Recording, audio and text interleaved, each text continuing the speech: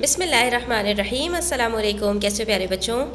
ہمارا آج کا سبق پچھلے سبق کی ہی ایک کڑی ہے۔ صفحہ نمبر 24 پر ہم نے سبق شروع کیا تھا فعل کی مطابقت مفعول کے ساتھ، جس میں ہم نے یہ جانا تھا کہ اگر ہمارے پاس فعل کے بعد مفعول آئے تو جو ہمارا یہاں پر فاعل کے بعد مفعول آئے تو ہمارا جو یہاں پر فعل ہوتا ہے آخر میں آتا ہے وہ فاعل کے بجائے مفعول کی مناسبت سے آتا ہے۔ ہم نے اس کو کس طرح سے سمجھا تھا؟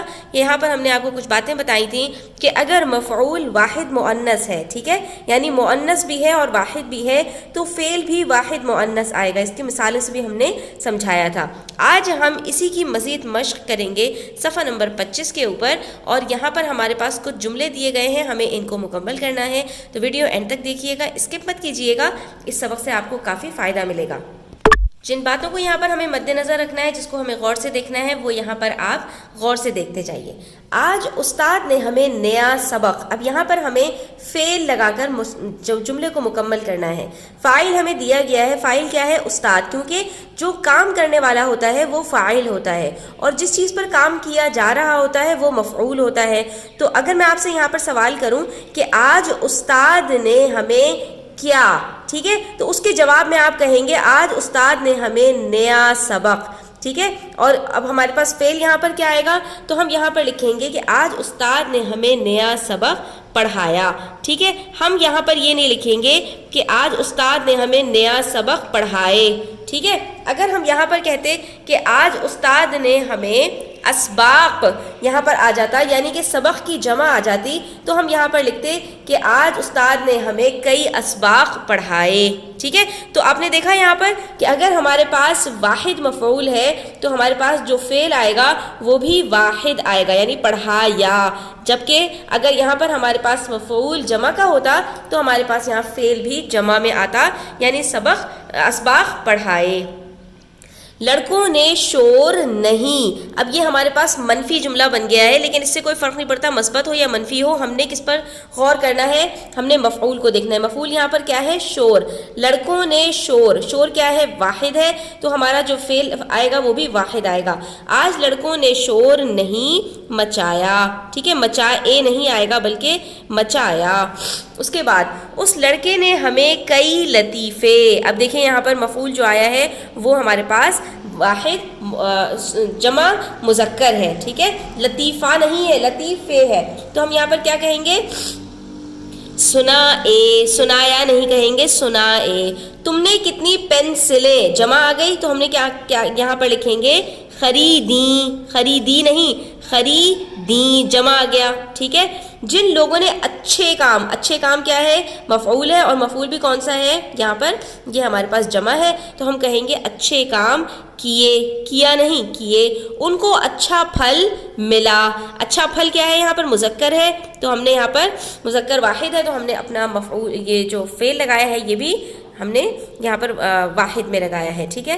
ہم نے کئی تصویریں اتاریں یا بنوائیں، اب آپ یہاں پر کچھ بھی لگا سکتے ہیں، لیکن تصویریں ہیں تو ہم یہاں پر فعل بھی جو ہے وہ جمع کا لگائیں گے، ٹھیک ہے، اتاریں۔ اسی طرح سے ہم نے تصویروں کو، اچھا اب یہاں پر ہم نے ایک چیز پہلے بھی پڑھی تھی کہ اگر مفعول کے بعد کو کا لفظ آ جائے گا تو پھر اب ہمارا جو فعل ہے وہ ہر صورت میں واحد ہی آئے گا، پھر اس کا اعتبار نہیں ہوگا کہ مفعول واحد ہے یا جمع ہے، مذکر ہے یا مؤنث ہے، ٹھیک ہے۔ تو ہم نے تصویروں کو اچھی طرح دیکھا، ٹھیک ہے۔ تو یہاں پر ہم یہاں پر یہ نہیں کہیں گے کہ دیکھے بلکہ دیکھا، یہ ہمارے پاس واحد آ گیا۔ مزدوروں نے مزدوری، مزدوری کیا ہوتا ہے؟ واحد ہوتا ہے، تو مزدوروں نے مزدوری کی اور چل دیے۔ ہم نے شرارتیں کیں، ٹھیک ہے، جمع ہے تو جمع آئے گا، اس لیے استاد نے ہمیں سزا دی، سزائیں نہیں ہے، سزا ہے، ٹھیک ہے۔ تو دیکھنا ہے آپ نے کہ مفعول بدلے گا تو آپ کا فعل بھی بدل جائے گا۔ ہم نے اچھا کام کیا، پہلے اچھے کام تھا تو کیے، اب اچھا کام ہے تو کیا، اس لیے انہوں نے ہمیں انعام دیا۔ اب دو جملے مل رہے ہیں ہمارے پاس یہاں پر، تو ہم نے دونوں الگ الگ مفعول کا اعتبار کرنا ہے۔ انہوں نے بہت اچھی تقریر کی، ایک تقریر تھی تو کی، لیکن ہم نے اچھی تقریریں تو یہاں پر بہت ساری آ گئیں تو اب کی، دیکھا آپ نے فرق آ گیا یہاں پر، ٹھیک ہے، جیسے مفعول بدلا تو فعل بھی بدل گیا. اس کے بعد ہم نے ان کتابوں کو، اب مفعول کے بعد کو آ گیا تو اب اس کا کوئی اعتبار نہیں ہے. ہم یہاں پہ کیا لکھیں گے، ہم نے ان کتابوں کو بار بار پڑھا. ٹھیک ہے، تو اب یہاں پر آپ فاعل کے اعتبار سے لکھیں گے کہ اگر بالفرض آپ کتابوں کو ہٹا دیں تو جملہ کیا ہوگا، ہم نے بار بار پڑھا. ٹھیک ہے، تو یہاں پر ہم نے اس کو اسی طرح لکھنا ہے. میں نے فقیر کو، اب فقیر کے بعد کو آ گیا تو اب اس سے ہمیں کوئی فرق نہیں پڑتا. میں نے فقیر کو کھانا دیا. اس نے مجھے بہت سی دعائیں ہیں تو کیا آئے گا، دیں جمع. مچھیرے نے سمندر میں مچھلیاں پکڑیں جمع. ٹھیک ہے، دیکھتے جائیے. اس کے بعد ہے اخبار میں خبر آئی کہ چوروں کے گروہ کا کیا ہوگا، چوروں کے گروہ کا حملہ ہو گیا. ٹھیک ہے، اس کے بعد اگلا جملہ ہے رمضان میں مسلمانوں نے روزہ رکھا. ٹھیک ہے، اور زکوٰۃ دی. دونوں واحد ہیں تو ہمارے پاس فعل بھی واحد آئے گا. جن طلباء نے محنت کی، ٹھیک ہے، ان کو کامیابی ملی. دونوں واحد ہیں تو فعل بھی واحد آئے گا. ہم نے کمپیوٹر پر گیم کھیلا. ایک گیم کی بات ہو رہی ہے، بہت سارے گیم نہیں، تو ایک گیم کھیلا. تو جناب یہاں پر ہمارا سبق ہوتا ہے مکمل. امید کرتی ہوں آپ کو سمجھ آیا ہوگا. ویڈیو اچھی لگی ہو تو لائک کیجیے گا، اپنے دوستوں کے ساتھ شیئر کیجیے گا، اور چینل سبسکرائب نہیں کیا تو سبسکرائب کرتے جائیے گا. اپنا خیال رکھیے گا. اللہ حافظ.